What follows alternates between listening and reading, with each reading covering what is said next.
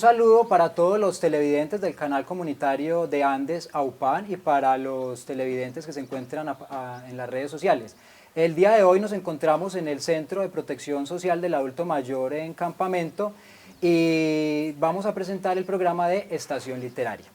El día de hoy nos encontramos con este proyecto que se llama el Club de Lectura del Asilo, el cual venimos adelantando desde hace 2 años. Casualmente en este mes de julio cumplimos los 2 años de permanencia. Nos reunimos de lunes a viernes durante 1 hora en las mañanas y en este periodo de tiempo hemos leído alrededor de 20 libros, 21 con el que vamos a presentar el día de hoy.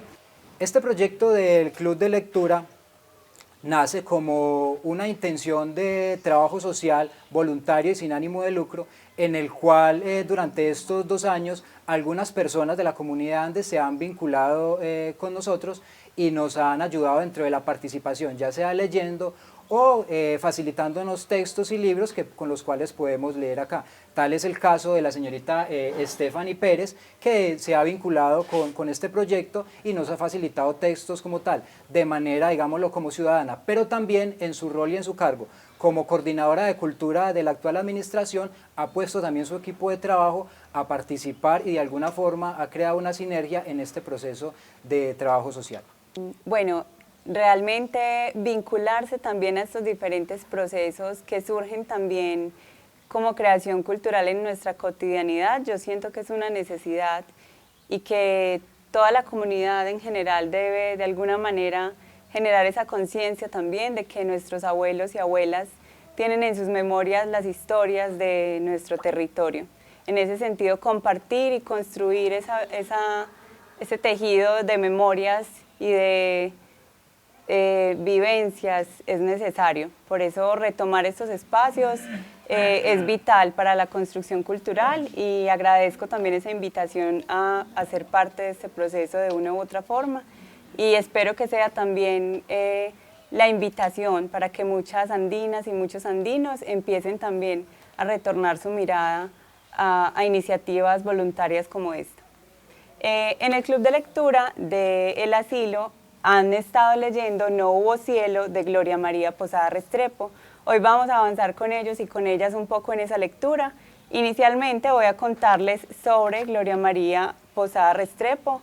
Es una escritora andina que nació en 1961, es odontóloga. Gloria ha participado activamente en diferentes talleres literarios de la ciudad de Medellín, con escritores, con la Biblioteca Pública Piloto y procesos, por ejemplo, de talleres literarios como el taller Manuel Mejía Vallejo de precisamente la Biblioteca Pública Piloto. En la actualidad hace parte del grupo de Nosotras dedicado al estudio de la literatura, Voz de Nosotras, y fue ganadora de la beca de creación Ciudad de Medellín 2010. Este libro que vamos a leer hoy es precisamente el resultado de esa beca. Respecto a la obra, No hubo cielo es una historia sutil, está fragmentada en relatos poéticos y evocadores que llevan al lector a adentrarse en la vida oculta y misteriosa de los conventos de clausura. Desde el encierro y la soledad, una religiosa escribe, se cuestiona, trasciende y valora con la mirada sarcástica y casi risueña la religiosidad impuesta, para terminar creando un universo propio, libre del rigor confesional de sus ancestros. Página a página, el lector descubrirá que sí hay cielo, que la obra es un pedacito de él. Como escritura auténtica, constituye una mirada crítica a la idiosincrasia cultural y religiosa que hereda una niña, una mujer, un pueblo. Continuando con la lectura de la novela, vamos en el capítulo 4 que trata del regreso. Sin embargo, contextualizando un poquito el contenido de esta obra, queremos preguntar a los participantes de este club de lectura el contenido del mismo para pues, que ellos nos den un poquito de este contexto. Ofelia, cuéntanos cómo se llama la protagonista de la historia. Una monja que llamaba, que llamaba Margarita de los Ángeles. Margarita de los Ángeles, exacto. En este momento Margarita de los Ángeles, en el capítulo 4, cuando nos habla del regreso, está desde el convento retornando a su lugar de origen, que era en un pueblo que es ficticio, se llama Pacuayán, a visitar una hacienda muy bonita que se llama ¿cómo?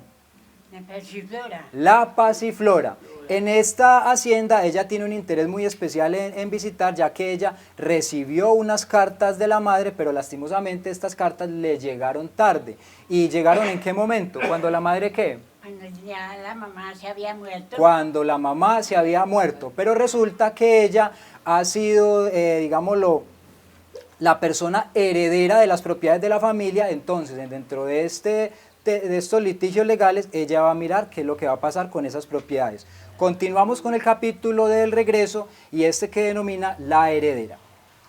No pude con mis súplicas y mis lágrimas lograr una dispensa en el convento. Esperé con anhelo ese permiso papal o una nueva visita del benefactor. Este año sí, en diciembre, en julio del próximo año, en Pascua del otro, está por llegar. Hasta que muchos años después, 2 días antes de las fiestas de Santa Beatriz de Silva, en vez de flores, recibí la carta que me trajo el párroco de San José con la súplica de mamá para que regresara pronto. ¿Qué es pronto? Cuando las distancias viajan en semanas y los permisos en meses. ¿Qué es pronto para la priora y para los superiores de una comunidad que han renunciado a los afanes de la vida? No regresé a Pacuayán hasta un mes después de la muerte de mamá, ni me enteré de las violentas disputas que vivieron mis hermanos después de su muerte. Pero la priora y las autoridades eclesiásticas seguían paso a paso de las luchas de intereses que los ocupaban. Sin que yo lo supiera, el padre Francisco, el nuevo párroco de Pacuayán, tenía documentos que me acreditaban como única dueña de un latifundio de prados fértiles. Él y mi sobrino mayor eran los albaceas de mis bienes y le debían rendir cuentas a los superiores del convento de San José, pues ellos tenían el supuesto poder legal de todos mis bienes. Pero yo estaba muerta para el mundo y mis documentos legales solo daban certeza de que cumplía con los sacramentos de mi religión.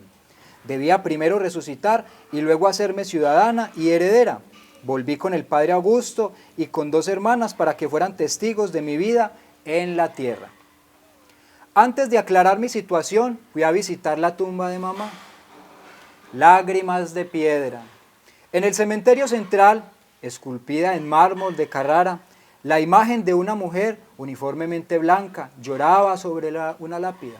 Una doliente, inclinada y desgarrada en actitud conmovedora, escondía su rostro entre uno de sus brazos, mientras que con el otro acercaba un pañuelo para detener sus lágrimas de piedra. Leía la escritura de la placa y reconocí en el mármol que tanto tallaba tío Evelio el rostro consumido de mi madre. Frente a un mausoleo familiar, entre lágrimas marchitas y frescas, mamá lloraba con lágrimas eternas a su hija viva, y yo, desgarrada por ese llanto inmortal, lloraba a mi madre muerta. Las dos le rendíamos por siempre un homenaje de dolor a la muerte. Yo, la peor de todas. Poco a poco fui informándome de la historia que en el pueblo todos conocían. Mamá hizo un testamento donde yo me beneficiaba de la mitad de sus bienes, ya que nada heredé de papá. Ahora era la dueña de la mitad de los terrenos que conformaron la Pasiflora. Mi sobrino mayor y mi hermana Teresa, con un grupo de abogados, trataban de verificar los derechos que sobre mis nuevos bienes tenía la comunidad religiosa, por si se daba un pleito legal. El médico del pueblo estaba dispuesto a certificar que mamá, en el momento del traspaso, sufría una demencia senil, lo que llevaría a una nueva sucesión. La otra mitad de los bienes de mamá se sorteó entre mis hermanos sin que ninguno de ellos aceptara mi existencia. Los vecinos más cercanos y los amigos de mamá no terminaban de entender. Aquella damita de voz dulcísima, dechada de virtudes marianas, que era honrada en la tumba vacía del cementerio central, no había muerto, o había bajado de las alturas para reclamar unos dineros que le pertenecían a Dios. Otros hablaban del regreso de una insepulta maloliente que devolvía el río San Juan, el camino de Pelos, el escopetero. Para mis hermanos, yo abandoné a mamá, engañé a papá y a toda la familia para lograr otros bienes. Ser una dama bien hablada, una mujer blanquísima que nunca se expondría al sol, una religiosa llena de zumos de santidad. Y ahora, después de dármelas de venerable, volvía para quitarle sus tierras. La mejor frase que me podía describir la leí en la profesión de la fe de la hermana Sor Juana Inés de la Cruz. Yo, la peor del mundo. ¿Qué les parece? Genial, ¿no? Don Diego. El padre Augusto estaba más contento con mi herencia que el resto de las autoridades eclesiásticas. Citó a don Diego para el mismo día de nuestra llegada. Mi sobrino no quiso presentarse en el despacho parroquial y menos en la oficina del notario. Los muertos, como los santos que habitan conventos, no necesitan nada, dijo. Entonces el padre nos acompañó a la hacienda. La casa seguía siendo el mismo recinto amplio y acogedor de habitaciones en galería, pisos de madera y muros protegidos por imágenes de santos que los cubrían desde el techo hasta el suelo. Todos esos espacios que daban a ventanas y corredores colmados de canastas de flores se mantenían en mis recuerdos de niña. Una mujer joven de rasgos indígenas mandó a buscar a don Diego. Se encuentra en las caballerizas, pero pasen, hay agua de caña para beber. Mientras esperábamos, el padre Augusto tomó en mi nombre posesión de la hacienda y devolviendo la cortesía, agradeció las atenciones que ellos le daban a la dueña de la hacienda. Los servidores se miraron incrédulos, no podían entender las palabras del padre, pero Bellona, una lora de plumas rojas, les repitió: la hacienda de Juana, ja, ja, ja, Ana, Ana. Me entretuve con el plumaje exótico, con los silbidos cerebrales, con los remedios sarcásticos y los graznidos de Bellona. Después supe que no solo se burlaba de mí, sino que además con sus frases remedaba a su dueño. Se paseaba de allá para acá en una barandilla, avanzando en retroceso, mostrándonos sus garras y su pico ganchudo. Tomaba las semillas de un árbol, las aplastaba, las desmenuzaba. Cuando me le acerqué, curiosa, escupió las cáscaras en mi rostro. Me miró iracunda, mostrándome su poder, su risa, su locura. Caminó hacia atrás con las alas desplegadas. El padre Augusto la regañó y después, como para amigarse de nuevo, quiso ponerla a parlotear. Lorita, ¿quiere cacao? Daca la patica, Lorita. Le zarpó un picotazo de sangre que lo mandó al infierno. Maldita cotorra, diosa del mal, le gritó Matilde. No había pasado una hora cuando un grupo de hombres a caballo se aproximó hasta el corredor donde curábamos la herida del padre. El joven del caballo cobrizo que venía adelante se detuvo frente a nuestros ojos y desmontó. Ya de pie, le subió el cierre a la chaqueta negra que llevaba abierta, mostrando un torso fuerte y desnudo. Ajustó el broche superior junto a la pañoleta anudada en el cuello. Inclinó la cabeza y nos hizo una reverencia con el sombrero, sin notar que la correa, también desabrochada, apenas se sostenía de la cintura del pantalón, para mí extrañamente ceñido. Golpeó 4 veces el suelo con sus pesadas botas militares, llenando el empedrado del patio de tierra y de fina paja bermeja, y dijo: disculpen la ropa, señoras de Dios, andaba sin camisa. Padre, no esperaba visitas por aquí y menos a Cristo con las 3 Marías, y soltó una risotada igual a la que acababa de emitir Bellona. Mi sobrino tenía el rostro perfecto de mi abuelo, de nariz aguileña y piel muy blanca, ojos felinos y el porte guerrillero de su padre. Un coronel de guerra que apenas conocí y que se casó con mi hermana cuando ella tan solo era una niña, siguiendo el deseo de 2 familias que querían unir sus fortunas. Mi hermana Teresa no pudo amarlo a pesar de su belleza griega. No solo los separaba su diferencia de edades, sino también sus encuentros fugaces, buscados para procrear. El coronel Pedro Alcázar estuvo con su padre en el ejército de los conservadores, luchando desde niño por una guerra que ya llevaba más de 50 años y que terminó un año antes de que el gobierno regalara a los expansionistas del norte el departamento de Panamá. Después volvió a las luchas partidistas con su anhelo de conocer el mundo. Viajaba por todo el país apoyando siempre al partido que, unido a la Iglesia Católica, tenía el mando hegemónico. Con cada lucha buscaba derrocar a los liberales e imponer el cielo por asalto. Su único deber de esposo fue agradar a la familia.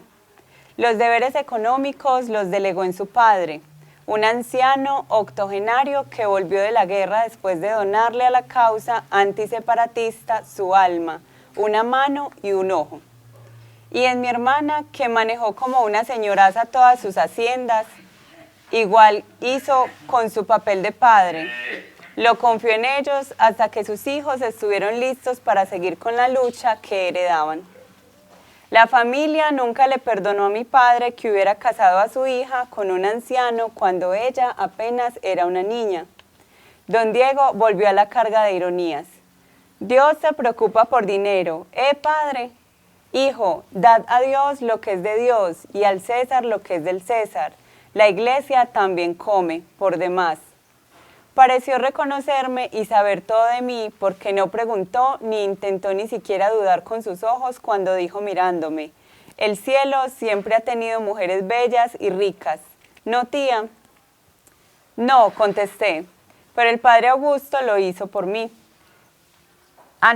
No contesté, pero el padre Augusto lo hizo por mí.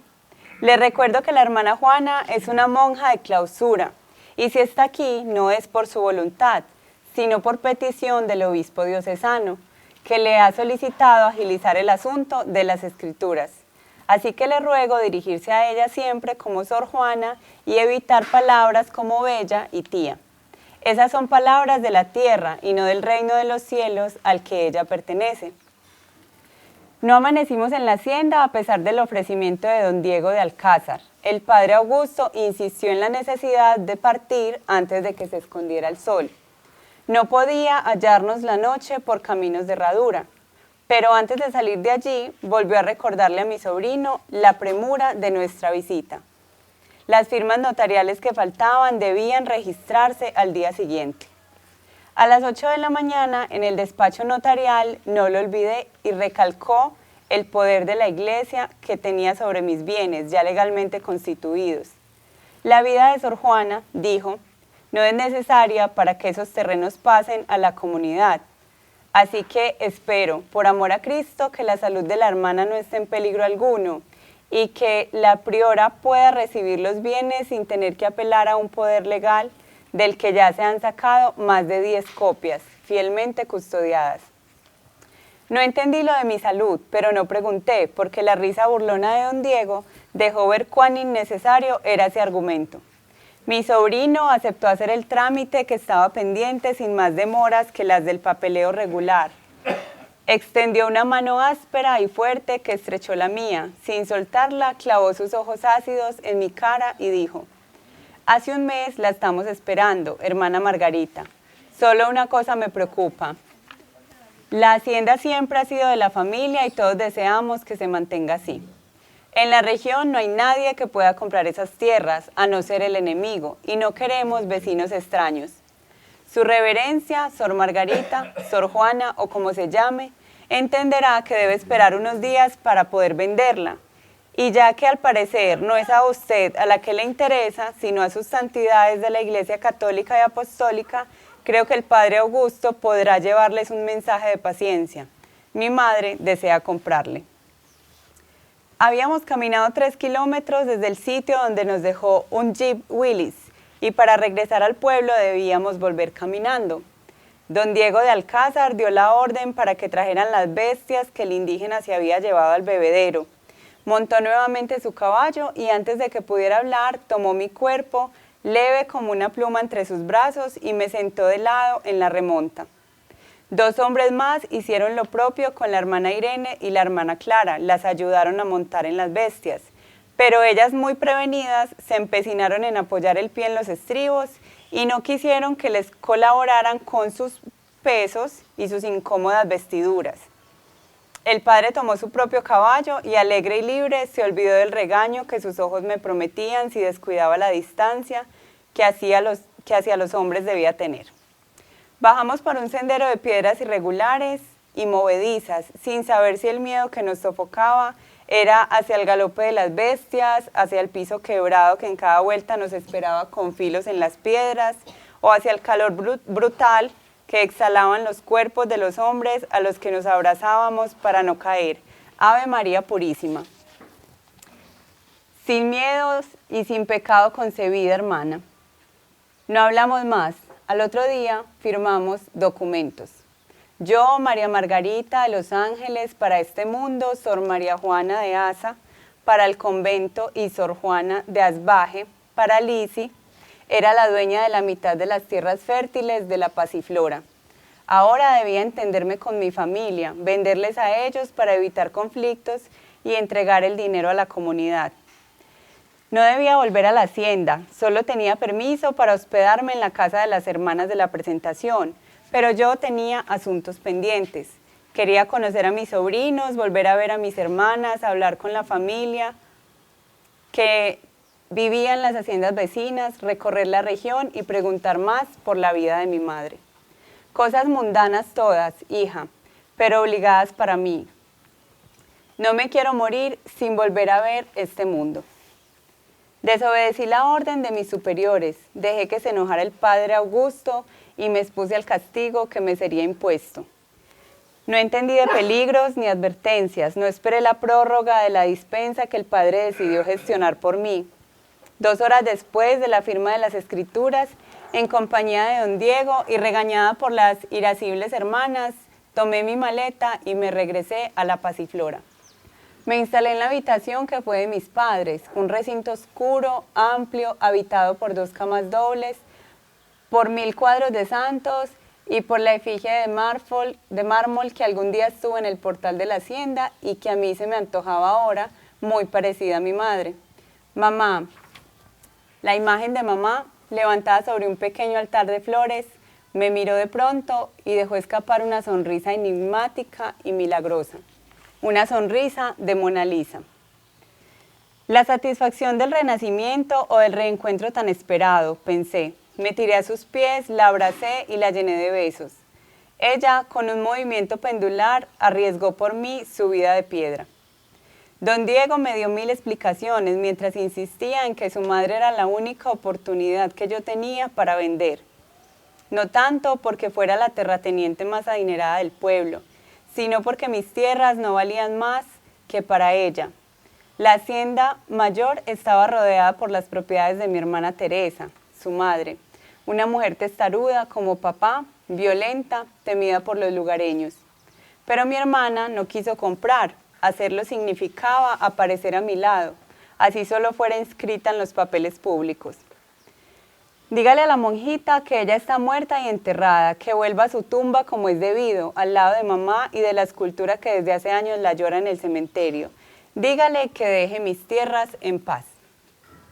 Después de que mis acompañantes regresaron al convento y me dejaron sola con los mayordomos y mi sobrino, con el recuerdo de mis hermanas y de sus hijos que me despreciaban porque no regresé a ver morir a mamá, él empezó a mirarme con otros ojos.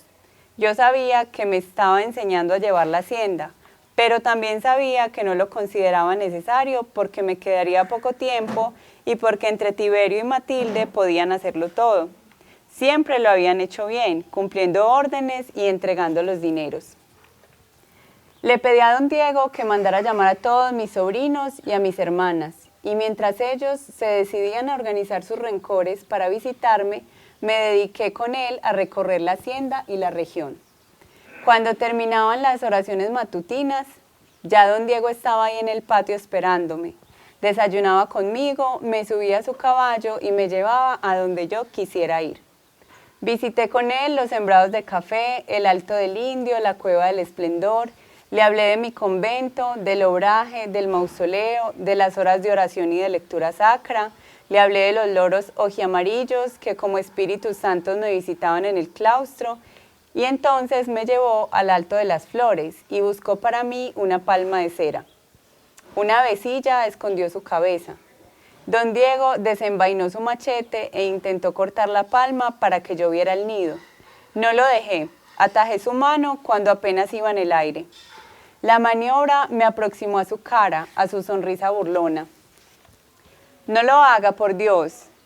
¿No ven las aves un espíritu divino? Usted ve a Dios por todos lados, hermana. Ayer no estaba más el Espíritu Santo, estaba en las flores del café y hoy está aquí en la lora. No se tenía que esconder en un convento para estar con Dios. Nunca quise irme, de eso es lo que les quiero hablar. Y nunca quiso volver, ni siquiera la enfermedad de la abuela que la lloró y la pidió en su lecho de enferma la trajo por estos rumbos. Pero ahora hay dinero de por medio, hermana. ¿Qué poder el del dinero? Nada que ver con el amor por una vieja, ¿no? ¿Ha sentido usted un poco de piedad? Le voy a pedir algo de ella para mí. Siéntese ahí en esa roca y déjeme hablar. No lo he hecho porque esperaba reunirlos a todos, pero veo que no hay tiempo. Puede mirar allá lejos donde la niebla juega a formar nubes y pensar, por ejemplo, que ahí es el cielo, que todo lo que le diga es verdad, que ahí están de testigos Dios y la Virgen escuchándome. No, no se espante, don Diego, escúcheme. Esto no durará más de lo que dura un credo. Sé que conoce la versión del Padre Francisco, pero aún le falta conocer la mía. Me quedé en la Pasiflora esperando la visita de mis hermanas que nunca vinieron. Escuché los cuentos que Matilde le oyó a su madre, la niña Anselma y a la mía que no se cansó de hablar de la violencia, de la paz que debían vivir los que se alejaban de este mundo para refugiarse en Dios. Otro día le pedí a don Diego que me llevara hasta el lugar donde había estado la escuela de la señorita Amparo. Allí aprendí a leer y a multiplicar.